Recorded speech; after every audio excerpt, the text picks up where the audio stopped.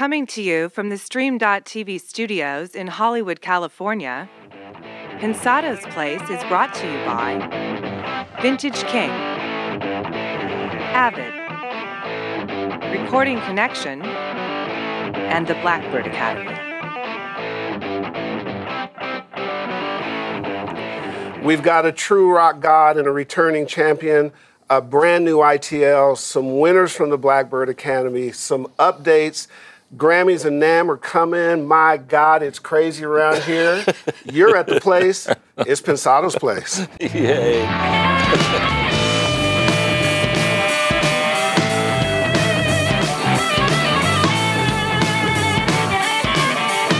What's up, everybody? Glad to have you with us today. It's going to be, as Herb just said, a fun-filled, totally packed show. Yep. We're going to squeeze in, about 2 hours in about 58 and a half minutes? Exactly right. Exactly right. Let's don't skip those how you doing parts. We know how we're doing. Yeah, exactly. Let's just go to it. Yeah. Okay, cool, because we're so busy. That's a good idea. Hello, gang. It is absolutely great to see you. Yeah. It is busy time around these parts. As I mentioned, the NAMM Convention and Grammys are all in the same week. It's coming right up, and we are embedded deeply in both. We've got lots of stuff to get to, so let's get to it. Likes and subscribes, most appreciated. Yeah. We are eyeing that 100,000 subscriber mark. We thank you for your continued support. Yeah, very much. It's been an amazing growth. Vintage King, what's up? Happy to say we are rocking together for 2014, another year as partners. We love you guys, and you know it. Avid, we're live at your booth at NAMM, January 23rd, 24th, and 25th. We'll be at Booth A, Booth 6400 in Building A. That's Booth 6400 in Building A. We'll be there at 2 p.m. each day. Got a killer guest lineup. On Thursday, Ariel Rechtshaid. He's having an incredible run with Haim, Major Lazer, Snoop Lion, Usher, and more. Friday, our good buddy Francois Tataz of Gaudier fame will be there. He's going to stop by. And Saturday, our very special guest is the incomparable Miss Macy Gray, right? It's going to be very cool. We're going to give away a couple of inboxes in Pro Tools 11 each day. We've got some VIP invitations to come to Hollywood, come backstage and watch a taping of the Pensado's Place show. If you're so interested, we'd love to have you. So each day we'll be giving out some of that stuff, and we'll have some fun. Come see us. We'd love to see you. January 23rd, 24th, and 25th. Brought to you by Avid and Pensado's Place, correct? Yeah. Absolutely. It was so much fun last year. I just got to toss that in. Yeah, it was. I know this year's going to be just as much fun. Yeah, absolutely. Actually, we should probably ask people, about a handful of people, not to show up this year. We had too many people last year. The fire marshals were unhappy. What kind of filter can we put? If you can't spell Pensado's Place, don't show up. There'll be nobody there. Including me. How do you spell it? Because I always put the apostrophe. Anyway, I digress. Guess what's going on down in Nashville? Our partners at the Blackbird Academy are humming away, getting the next generation of audio pros ready. Aren't they just incredible partners? Yeah, earlier today I was looking at a shot and just those little discs, I got jealous. I wish I could have sat at one of those little discs. And we got to talk to them. We didn't get to sit at the desk. Cool students. We've got some winners from the Flyaway. You want to announce who those guys are? I do. Let's see who they are. This is fantastic. Well, I've got Kevin Hoffman. Congratulations, Kevin. Eric Rule, Justin Taylor. Congratulations to both of you guys. Nathaniel Young and Casey Vaughn. So cool. The guys from Blackbird will get in touch with you. They'll find out your availability, and they'll get you down there. And when we tell you that you are going to enjoy this tour, we're about 4 months after, and Dave and I are still talking about it. I'm not sure why I got rejected, but congratulations to you guys. You're going to have a blast. You're going to have a blast. Let's go a step further and talk to the folks down there. What do you think? Should we bring them up live and talk about the owner? Let's see if we can't speak to those folks. Are they around? Hello. Whoa. Oh, is that Dagny Gorham? Is that you? Yes, it is me. Oh, Dagny. Congratulations. Dagny Gorham is the winner of the Pensado Place, the Blackbird Academy Scholarship. Dagny, how you doing? Good, how are you guys? Good. So tell us about the experience so far. Well, it's really crazy. We're just learning a lot of stuff along, just like going over the basics of signal flow and basic audio stuff. But today we started doing more mic stuff and learning more about that, and also kind of an intro to Pro Tools. So just kind of starting off, but it's going to getting better and better, I think, as it goes. I understand that already, and you've only not been there that long, a pretty special instructor came down and spoke to the class. Is that correct? Yes, Cheryl Crow was just in here. It was amazing. It was so cool to see her like in the flesh and just like hear her talk about all of her. Like, I never knew that she was like that much into the audio engineering part, and it was really cool to hear her, especially because she is a female in like the male industry of music, and she knows her stuff, and it's really cool. So I know it's reasonably soon in the process, but would you recommend this incredible opportunity to others, and so far has it lived up to your expectations? Oh yeah, I would say do it. Totally. Go for it all the way. Good. Well, we certainly intend. John McBride is my new email buddy. We talk when nobody else is awake all the time, and we have got some aggressive plans moving forward for the incredible Blackbird Academy and their live program and their audio program and all kinds of stuff. So, Dagny, we are really proud of you. Yeah. We're impressed. The essay, I like the enthusiasm. The essay was incredible. And by the way, hold your own for all the females who are audio folks. You're down there with a bunch of guys. I know, right? That's the thing. I'm happy to pioneer. I really want to, and I want to inspire other girls to do it too and not be intimidated, because it is like, it's kind of scary and like technical, but girls can do it too. So there you go. One of the cool things is Dagny's going to do a blog spot. So you see underneath me, you'll see her URL where she's going to talk each week about what she's doing. So guys, cool. You can go follow Dagny's story, and we're going to do some more with her. Can we widen out and see the rest of the class real quickly?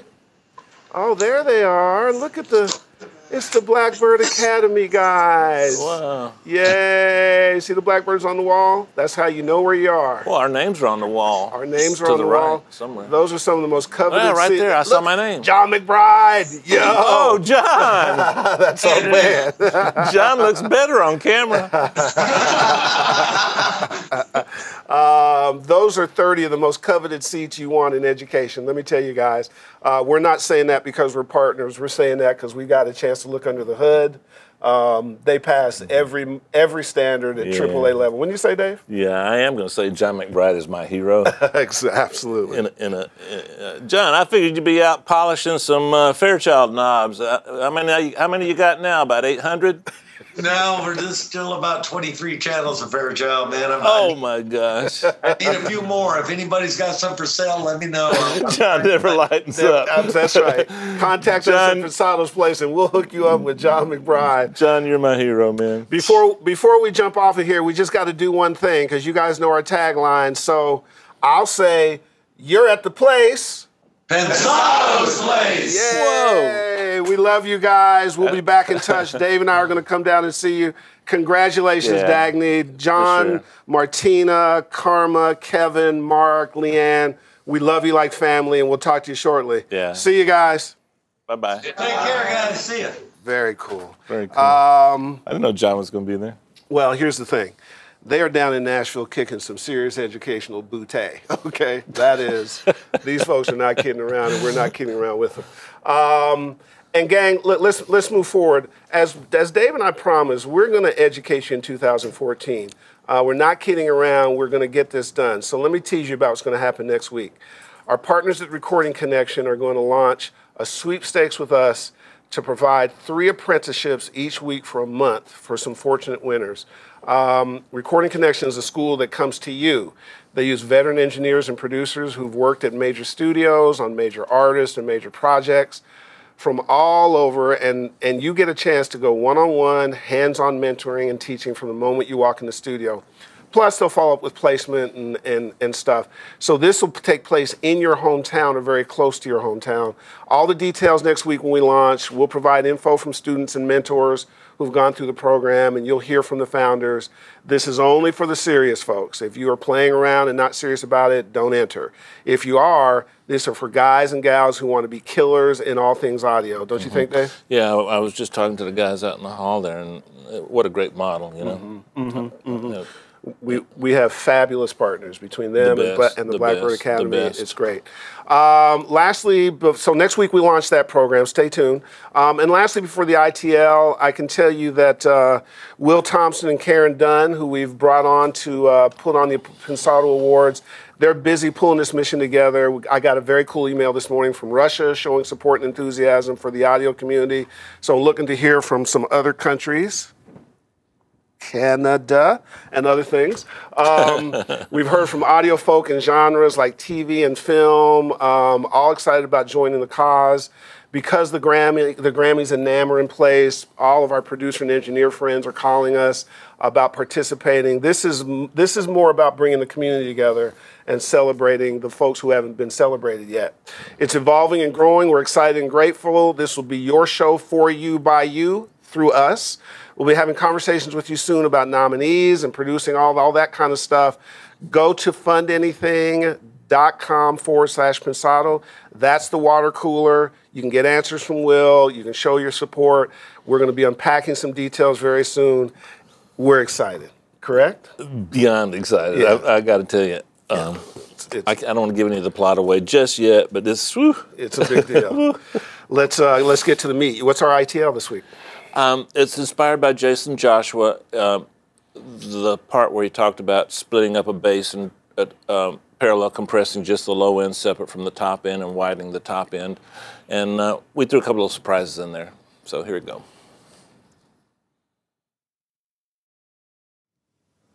A lot of times when I'm working on basses, I don't like taking the bass and running every part of the frequency spectrum through all the different processes. So I'll split it up, and a lot of times I'll put the high end a little wider than the low end. I don't like the sound of real wide, hard pan low end and low frequencies on just about anything. So if I've got low frequency kick drums, I tend to pan those mono. Same thing for bass.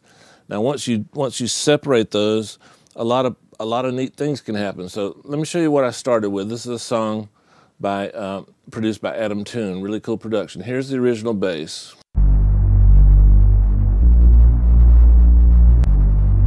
What I've done is I've made 2 copies, and so we've got the original and then these copies. Now, think of this as high frequency, mid frequency, and low frequency. Let me show you what I've done to the high frequencies. Now you can use anything to spread them. Of course, they're panned, but you can spread them a little wider if you want. I'm using a vitalizer. Now, the mid frequencies,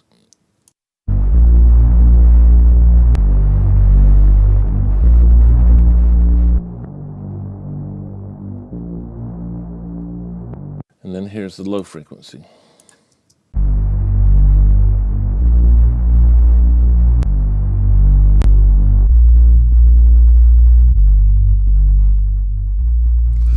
Okay, let me show them to you all together. You don't have to get these perfect now. Here's the high. Let's put this guy here. Let's put the mid here.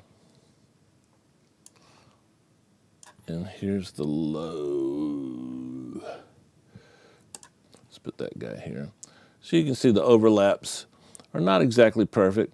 I came up with these because I thought they fit the track better. You can emphasize, you can actually EQ with this, like the overlap will actually be a little louder, so if you want a little more of that, or you can widen the gap if you want a little bit less of that frequency. Okay? Now, I felt that some of the low frequencies in the bass were kind of killing my low end on my kick a little bit, so I decided to sidechain it. But now, with this system, remember, like Jason Joshua said in his episode, the most recent one, we can just put a sidechain on the lowest frequencies. So this is what we've got when we do that. Here's my kick drum, and you'll see, here's my send. Here's 45, 45. Check it out.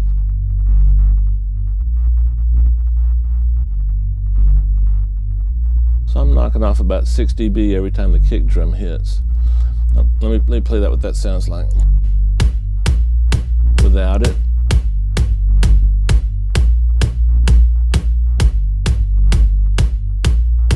What I want you to listen to is the low end of the kick. Don't listen to the bass. Make your ear listen just to the kick. Without it. With. It feels like the low end on the kick got louder because we removed that frequency from the bass. Okay? Now, let's do the entire bass. Let's add everything back in.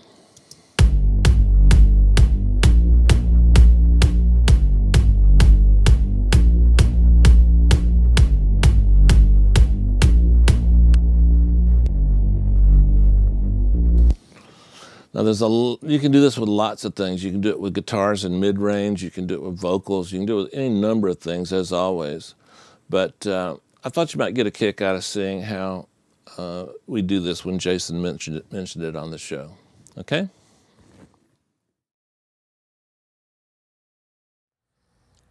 Now you got a double shot of latte. You got Dave's point of view, Jason's point of view. Utilize that and make your stuff better, correct? Absolutely. I like that idea. That's a good one. Absolutely.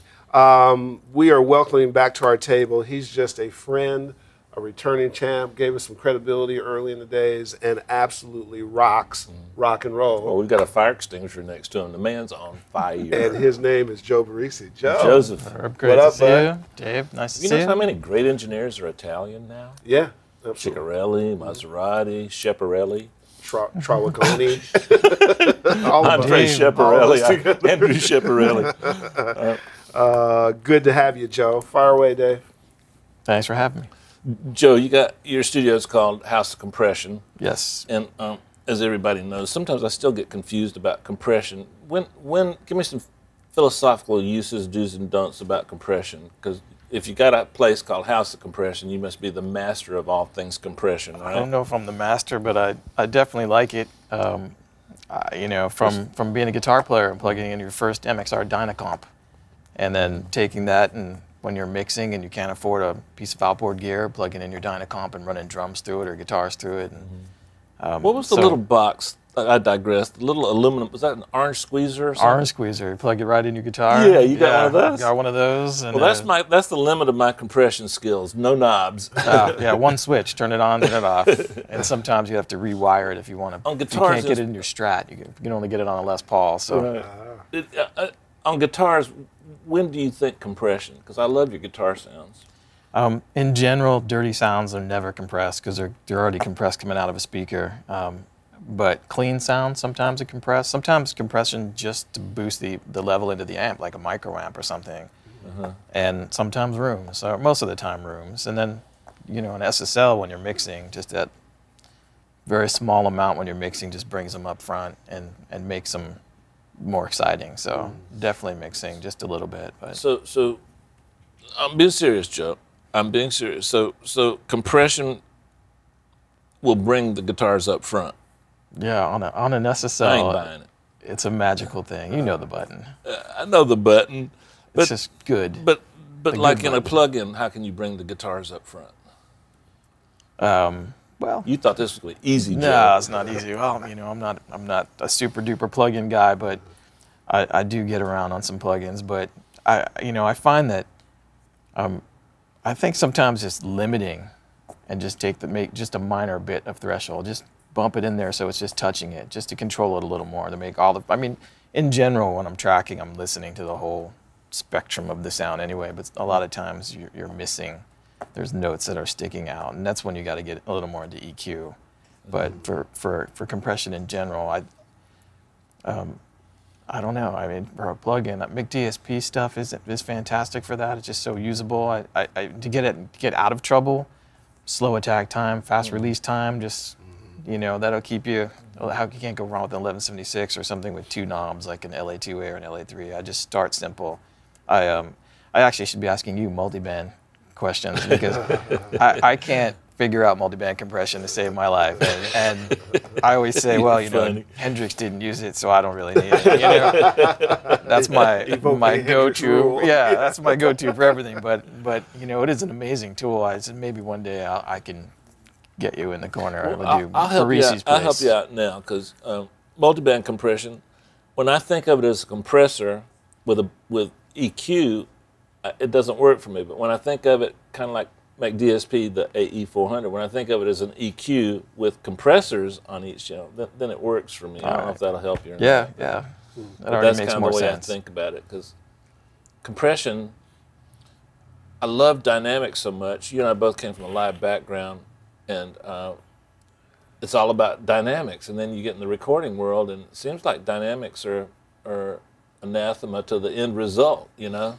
Well, for me, I like the sound that compression makes like it'll make everything more upfront, but then you do spend a lot more time in mixing to give the mix more dynamics. It's not just a matter of letting it breathe right there. Sometimes the music does itself naturally, but a lot of times it can be just filtering, taking the top end off and making it darker, the whole front back kind of thing, or the left right. So I just love the sound of compression. That's why it's called the house compression. But I do spend a lot of time riding. It's parallel. It definitely is a lot more forgiving than insert compression to me. When do you parallel? When I'm mixing, I parallel several drums. I'll use a TubeTech stereo, pump the whole drum mix through a stereo compressor. I'll pump the kick in its own compressor, the snare in its own. I might take another, like a dynamite, and pump some more snare into it with a super fast slam to it. Vocals. Super fast slam, you mean super fast attack? Super fast attack, just to make it super gnarly, or Alan Sides whack kind of sound. I never used dynamites much. I came to that party late. What is it that you like about them? It's just aggressive and fast and bold and just exciting. You put any drum kit through it, anything, it's just amazing sounding. Sounds like you described a woman, didn't it? Dynamite. It's sort of the same. Like on like say parallel compressing a snare, are you trying to enhance the attack when you mix the parallel chain back in? Is that, or trying to round out the bottom or the mid range? Rounding out the bottom, depending on the type of compressor. For me, the TubeTech kind of just holds the kit together.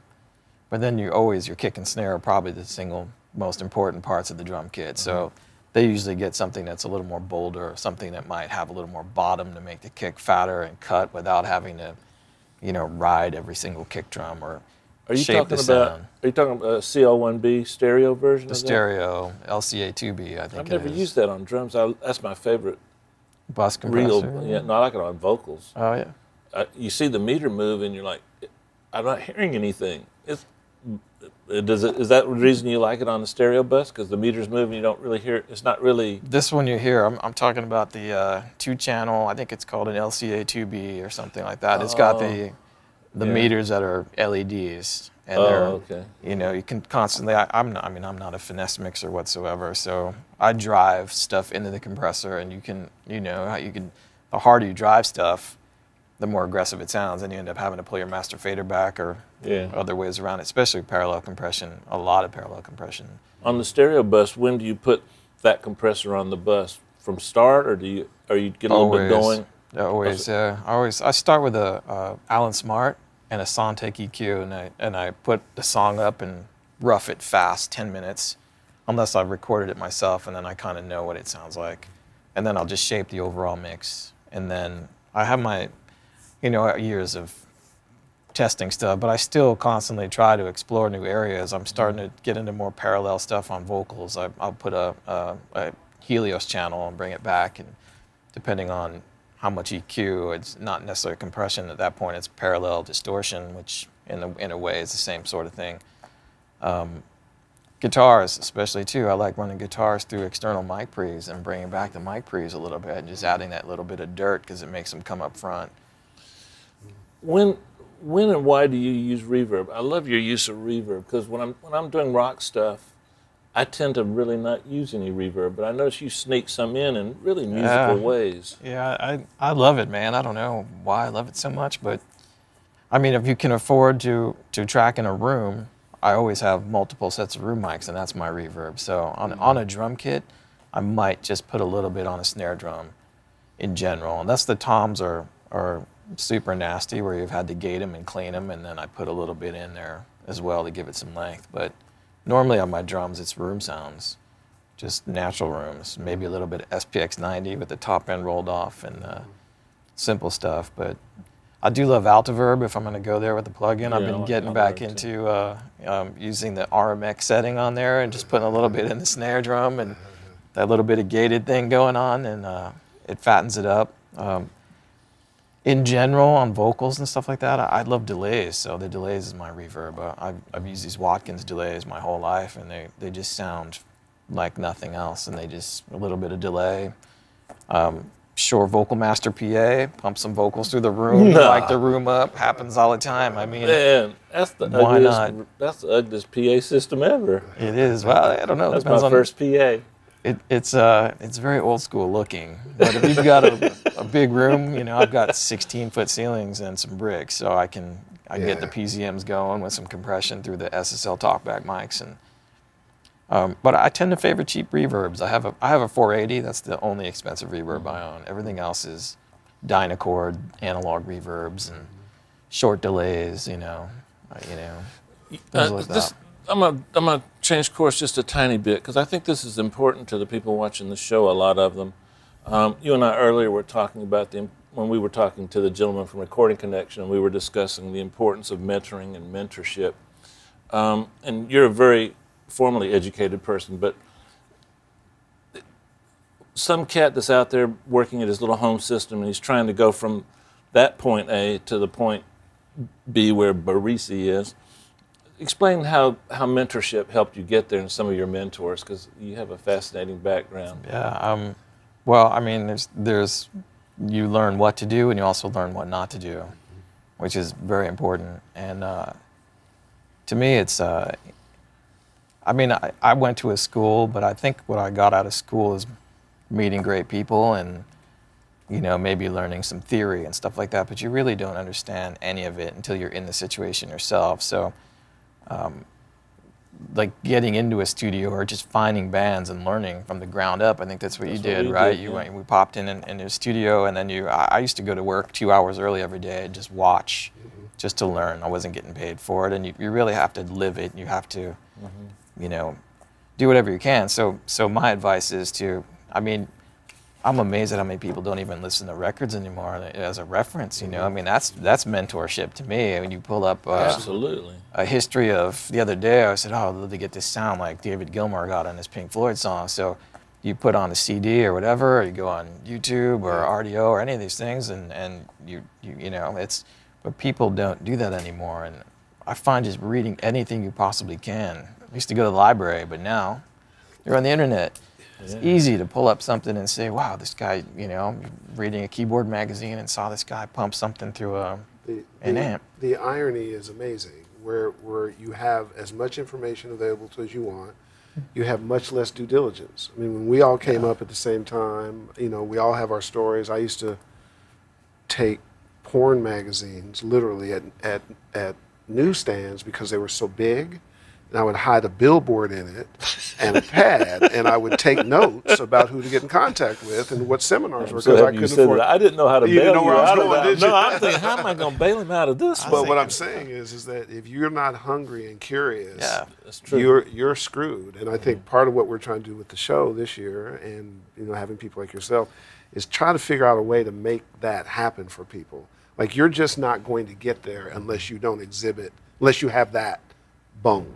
And if you don't develop that bone or don't understand it, you're never going to be a killer, right? Is that fair to say? Yeah, I mean, I think there is a certain. I mean, I can't even tell you how many times I've had people assist me that I thought I'm not even paying attention. So there is an opportunity where there is a mentor, but they don't really get it or want to get it or understand it, and a lot of times even myself, I always thought maybe when I was an assistant, I wish I could go back to assisting now. Yeah. I would love to assist you because I would learn so much from a guy like you that now that I've done it, I'm taking your job. You know, there are things that you learn by, you know, you get into a mix, your first time you're mixing a record, you're like, whoa, I really wish I would have paid attention on that last time I assisted on a mix. See if you think this is true. See, I think people in our generation, look, there's some incredible folks coming up. We got 2 who work for us that are incredible, really 3. But I find that we never lose our curiosity. No. Like when Dave and I took the Blackbird tour, we were like kids. Oh. I mean, and we're still talking about it. We're like, are you kidding me? That enthusiasm translates into excellence, which then translates to stuff on records. Like, people think it's a weird trait. It's not. It raises your bar. It raises the meter. Correct? I was telling Dave earlier, you should check out, if you want to get inspired, just check out like Electro-Harmonix' website. They have a guy named Bill Rupert who demos all their guitar pedals, and it's just inspiring watching this effectology, they call it. He's creating these sounds out of just simple guitar pedals. Oh, But cool. sometimes you'd never realize you can make an apocalypse soundscape by just using a big muff and a guitar, you know, a Right. cable, and just using your thumb and making explosions. And it's that kind of creativity that Really? Oh, I want him on the inspires show. creativity in me. Yeah. Doing Building it to the stuff, you know, anything you talked about. You have an electronics background, just building a guitar pedal. There's always we're our tweakers, man. We are. Yeah, you that's know, right. That's right. Well, tweakers nowadays might mean something a little different. you know, maybe we were tweakers then too, but now we're different kinds of tweakers. Hey, let me ask both you guys something. I just had this thought, and I think an often undescribed value of mentoring and mentorship is if I want to learn how to do drums, I can kind of in school I can kind of wait till I get the opportunity and maybe sleep that day.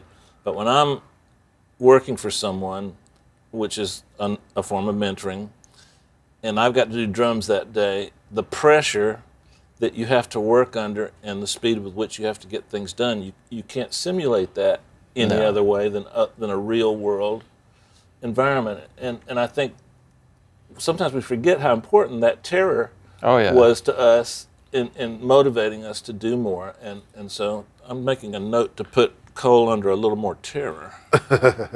It's that feeling that, all right, we're spending a lot of money in the studio. The drum sound's not happening. How do I make it better? Well, yeah, you can't maybe call the drum doctor or a tuner to come in to do your thing, but how do you get it? How do you get a kick drum to sound better? There's those kinds of trials and tribulations that you work through just separate you from the boys, you know. I read, God, I forget who it was, but they were talking about stage fright. And they felt that if they didn't have a serious bout of stage fright before they went on, that they were going to not have a good show. I find that even when we do our show, that the energy of getting ready, because we got to hit some marks, and we're better when we sort of gather that energy. And I think embracing that as opposed to trying to quell it, you got to embrace that. That energy and that adrenaline flow makes you better. Handling that pressure allows you to, I'm always telling our youngsters who work for us, calm down. Just think it through. Handle the pressure. Yeah. You're going to handle it by being calm. You're not going to handle it by being wired. So we learned that because it wasn't anything when we came up. It was just part of it. You were put under pressure from day one, from whoever you dealt with, because they were under pressure. But also, too, I built my reputation kind of on screw-ups, and you built yours on precision. So I just made it. I made different expectations. I made it look like precision. It was screw-ups that were covered. I sit here week after week, and we've been friends for 200 years. I love what you do. Even with the screw-up, if you instill that confidence in somebody, that's the key, I think. You know, That's right. If I ask you to do something, and maybe you don't know what you're doing, but you pretend, or and you work your way through it. I'm confident that it's going to happen, but that's true. It's that appearance of it's going to be okay. Speaking of Miami, I can't say he's a friend, but I met Steve Morris, the great guitar player from Dixie Dregs, and a Miami student also. And I don't know why he told me this, but it stuck with me all these years. He said nervousness can be sometimes not being fully prepared. And he said, when you go on stage, you should be playing at about 10 to 25% of your abilities. If you go on stage and you're trying to perform and play, and you're playing at the top of your abilities, then you're not gonna end up playing. And like when you watch pro basketball or pro sports, you kind of see that same thing. If you practice so much that when in the true test, you're only using half of what you. Help me articulate this. It's not. You don't want to always be like a Ferrari running flat out at 10,000 RPMs. Well, you want to be. It's an interesting correlation because I think the way you describe, the way you treat sound, and the way you do your mixes, it's taking raw elements and being truthful with it. Yeah. And not having all the gears and tricks and running at 108%. It's that 85 raw thing that Just allows. Exploit it. Push it higher or bury it, one or the other. Right. If it's ugly, make it even uglier. But you always enhance the song. What I love about it is that proportion that still the song is the star, but the elements of that song you expose that. I think that correlation is there. Is that planned or is that just your taste? Well, Josh Homme actually said this to me once. He said, make it what it should be, not what it is. And that's a great statement. That's a great statement. Because you get something sometimes and it just lays there and you know it needs to be here. Yeah. Well, you could let it lay there, but no, you're going to make it as great as it should be. Wow. So speaking of Josh, the reissue of the first album that you were very instrumental in having it come to fruition is out, and one of my favorite things. Another current thing you've been doing recently is the Bad Religion record. Yeah. I love that record. True North on that record, the guitars on that song, they seem to exemplify when I think of your guitar sound. They have that, but they're a little more mid-range and a little wider than you normally do. Take me through that process of how you recorded those. That record in particular, I probably made 5 Bad Religion records at this point. So you did that at House of Compression too, didn't you? Yeah, we've done the last two or three there. And that record, I mean, Brett Gurwitz to me, besides being a great human being, is one of the best engineer and producers I've ever met. He's a mentor, and owns Epitaph Records. Yeah. And listening to his early records, early Bad Religion records, when he owned West Beach Recorders, and all the records that I remember buying a Martech mic pre because a record he worked on, the vocal sound was so amazing that I asked him. He said, "Oh, it's just an SM7 through a Martech." Instantly go out, Get it. SM7 and a Martech. So fantastic engineer. So we did a lot of listening to early stuff. All the songs were going to be short, punk rock, fast, 2-minute tracks. And Right. I love the length. We decided to approach it old school. So we put up Suffer and some early VR records and listened to the sounds and the snare drums. And back then there was just Marshalls, JCM 800s. So this record was mainly just JCM 800s. It's still my favorite sound. It was a fantastic amp, but the usual stuff. 57 and a 421 and maybe a little bit of room here and there. But What cabinet? I usually go back and forth between a couple. I have an old high watt cabinet with 75 watt Celestians. I have a Rivera cabinet that sounds great. A couple of early Marshall cabinets with 25s in them. And The cream colored ones? greens. Greens are 30s, I thought. No, early 25. And then I've got I some, think you got bootlegs. maybe. When I was 16, I bought it. And Oh, wow. They're definitely- real then. They're real. I've got some real 30s before they called them vintage 30s. So they're really vintage. And so it mainly Marshalls and high watts and Rivera cabinets and JCM 800s. And that record was interesting to me because I actually tried to mix the first song and it sounded like Bad Religion, but it didn't sound like old Bad Religion. And Brett has a certain style to what he used. He used BBEs on the toms and likes to use the thwack and likes to use the dynamites and the RMXs and things like that. So Brett actually mixed the first couple songs and just there's the template that we followed. And the most interesting thing to me was the vocal sound was cut flat. Greg's a great singer. He cut it flat with no EQ. Wow. And the vocal sound I thought was so good that we decided to build the whole mix around the vocal. So instead of EQing everything and then trying to squeeze the vocal in and EQing it and filtering it and doing whatever, we just put the vocal up and said, there it is. Now everything has to go around it. Wow. So the guitars came in and whatever it took to EQ the guitars to make them fit with that pristine vocal sound is what we did. So there are some notches in the guitars where things that I might not have done before, but it was just to try to keep the vocal up front and clean and beautiful. Very cool. Let me ask you this. If you can't answer this, just say it's either too long or a dumb question, one of the two choices. When you do a record like Bad Religion, and the concept for the record is to make a record that's not pristine, but a record that's raw, that has the energy and has a certain sound, but yet you want to make it sound good too, how do you make something sound not good and good at the same time, which is what that record does? Well, I think Bob Ludwig definitely made it good. He got some volume out of it and gave it a sheen. But is that what you wanted? Yeah, we wanted it to be a little more. We wanted it to be hi-fi punk rock, actually. So it's still kind of raw and dirty. Just give it to Bob.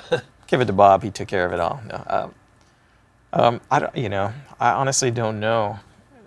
We just set out. I think the songs. I always say that the sound dictates the part dictates the sound. So when there's a certain part that's raw and aggressive, it's going to dictate a raw and aggressive sound. And then when you put two guys playing raw and aggressive, and there's a lot of ringy strings, a lot less pristine thought in the in the recording part. You know, if it's a little off, why not? It's human. We went all analog on that record too. I've got my tape machines up and running, and that was a huge part of it.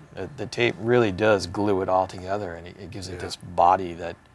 So part of the ugliness is, you know, old tape, weird bias, So noise. if I can paraphrase, if you want to sound bad, use tape. Is that what you're saying?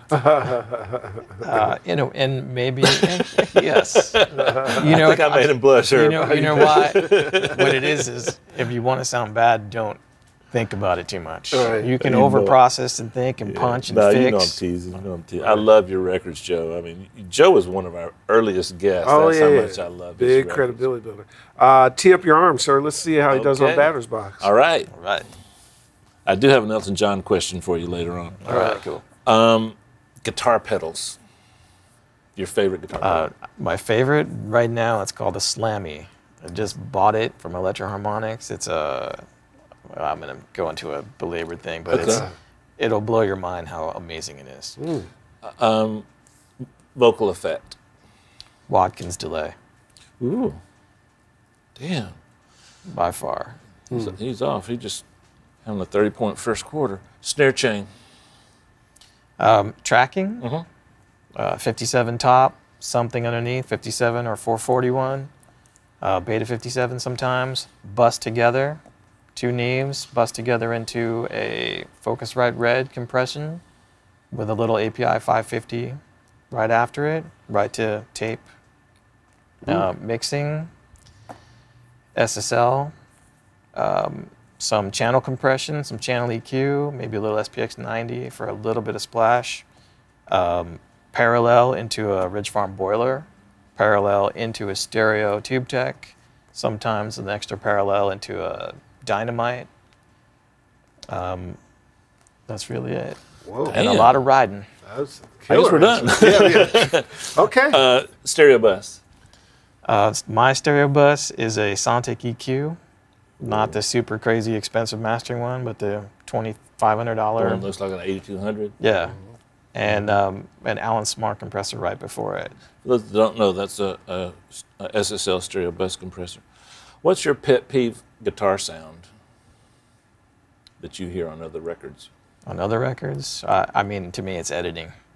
That's my pet peeve guitar sound. Cutting all that natural noise and making stuff sound like a human didn't play it. I like the noise. I like the dirt. I like the buzz. Same way. Favorite current record you didn't do? Whoa. Man, Tough one. that's a tough one. Okay. I'm listening to old stuff right now. Okay. Your favorite current record that you did do? That's a tough one, too. Who you gonna piss What's in off? my car right now is a band called Loudermilk, the Red record. I worked on it maybe 12 years ago. Wow. George Draculia, Sylvia Massey, a bunch of people worked Sylvia's on my it. girl. And it's inspiring to listen to. It's sonically just a crazy record, very musical, great players. And so that's all I've got in the car right now, and the first Motley Crue record, actually, because I like the flow of it. It's just fast, and Tommy Lee's drumming on that record. I love It's ridiculous. inspiring. Ridiculous. Yeah. Keyboard for rock. I mean, I would think it's a B3 personally, but I've been getting back into the clavinet. Really? Yes, Oh, because cool. the clavinet sounds like through a Marshall, sounds like a guitar amp. Fat guitar, it's unbelievable. That's a great sound. Your favorite live room? Well, actually, my drum room is my favorite live room. Okay. But I would say Sound City is definitely in the top Classic. 3, Grandmaster being the other one. Okay. Overhead mics that aren't Coles. I just did a shootout a bunch, and my favorite current, and probably for the last few years, has been a Violet Amethyst Vintage. They're unbelievable sounding. Everybody I've turned them on to has bought in several. You should check them out. I'll loan you any ones you want. Oh, Wow. cool. I'll get it to him. You ain't got to call a contest. I'm actually. It's such. He just rounded the bases so fast. I I'm got gonna one question for him though. quickly. The effect, the preset on the SPX 90 for snare, is it a early reflection program or Just room. It's Just a room. stock room. I'll take it down to maybe 1.2, maybe a little longer, sometimes a little shorter, but it's usually like it's pretty laughable. My mentality is plug another piece of gear and then change it. So it's usually on room at 1.2, and it's usually stock, and then I'll take a little EQ on the console and take I some love top end off. symphonic on the SPX 90. I bought another SPX 90 recently so I can go there, or Pitch Change C was the other one. Pitch Change C. Oh, cool, cool. Well, let's introduce our man Chongor Gons, or the one we call Swaggy C. We got enough people for him to get a standing ovation. We do. And Chongor is actually the owner of a brand new car, too. I saw it. It's really cool. Yeah, I've seen it from my balcony. I haven't seen it yet, but he's very proud. He worked very hard to get that. So, Chongor, we got a couple questions for Joe. We got more than a couple. Well, this first one's from Michael Graham. What is the craziest recording step that you've ever done which yielded the most surprising results? Well, just because we could, one day we decided to record a guitar solo with a small combo amp, and I put like 30 guitar pedals on the way into it. So one guy played the solo, and then each guy in the band had 5 pedals to stomp on while the solo happened. I love that. And then all that sound coming out of a tiny little guitar amp at the end. And must have been insane. It was one of those Do you things. remember, is that a record we could buy? It was on a band called POL, Parade of Losers. I couldn't tell you what solo it is, but if you put it on and listen to some crazy solo, that's it. That's fabulous. Chongor, give us another one. Ash Large. The drums on 10,000 Days from Wait. His name is Ass Large? Ash Large. Oh, okay, cool. I just need the clarification. No worries. Okay, Ash Large. The drums on 10,000 Days are so punchy. Was this a result of driving the API console, or is it more to do with close miking and compression? Well, Those were good drums. There's a few things. One was there was a PA in the room, and so we pumped the kick, snare, and toms, and all the electronic stuff through the PA. So the electronic stuff had a density to it, not just DI. First of all, you start with a great drummer. Yeah. We're able to had a great drum tech, and we're able to take that front heads off the kick drum, fish some mics on the inside, and get some distance on the kick drums. A great room. We did it at O. Henry, which at the time, good console, and then when you took and sent that information out to the PA, then you mic that and you bring it back into the console. Did you parallel it, or did you just use the PA mic'd only? I just used the PA to excite the room. Okay, so you added it back into my room mics had not only the sound of the drums, but the expanded sound of the kick, snare, and toms, and the electronics. We have had one of those incredibly fast hours where it goes too quick. Wow. We keep saying to you, come back, and you do. So just know that it will be a standing invitation. Thanks for having me. No, we love having you, Joe. You mean a lot to us. And what we hope is that as we get closer to the Pensado Awards, can we get you involved? Do you think it's a good idea? I think it's a fantastic idea. I mean, the whole concept of, there's so many things right now. Where we had a meeting a couple of weeks ago at a restaurant because I felt that nobody's in touch with anybody else anymore. So the fact that you're recognizing other people in their areas, and we learn from everybody, So I think the fact that you can bring this to the forefront and we can all learn from that is great. So the idea is awesome. I think it's great, and you're likely to be a nominee or presenter. Man, thank you, sir. Always good. Thank you, Joe. Dave, take us home, buddy. I mentioned Elton John. Check out the new Queens of the Stone Age. What was the gentleman's name that mixed most of that record? I forgot. Mark Rankin. He did an incredible job. I think it's their 5th album. It's my favorite. The one Joe did just got reissued, but Joe did an Elton John track on the new Queens record. You got to check that out. It's really, really well done. Had fun, guys, and we'll see you soon.